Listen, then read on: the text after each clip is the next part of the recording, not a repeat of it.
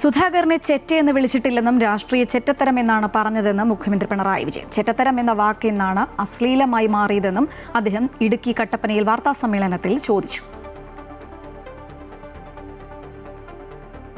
G സുധാകരനെതിരായ പരാമർശത്തെ മുഖ്യമന്ത്രി ന്യായീകരിച്ചു. താൻ സുധാകരന്റെ രാഷ്ട്രീയ ചെറ്റത്തരത്തെയാണ് വിമർശിച്ചതെന്ന് പിണറായി വിജയൻ പറഞ്ഞു.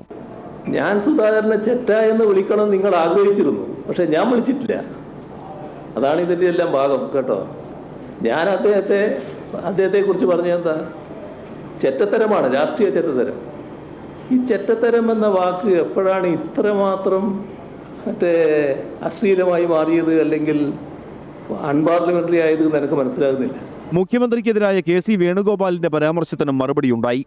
സമനില തെറ്റിയത് തനിക്കല്ല, ആർക്കാണ് സമനില തെറ്റിയതെന്ന് ജനം കണ്ടുകൊണ്ടിരിക്കുകയാണ്. സമനില തെറ്റുന്ന ആർക്കാണെന്ന് നല്ലോണം കണ്ടുകൊണ്ടിരിക്കുന്നുണ്ടല്ലോ ആളുകൾ. എനിക്ക് സമനില തെറ്റേണ്ട കാര്യമൊന്നുമില്ല.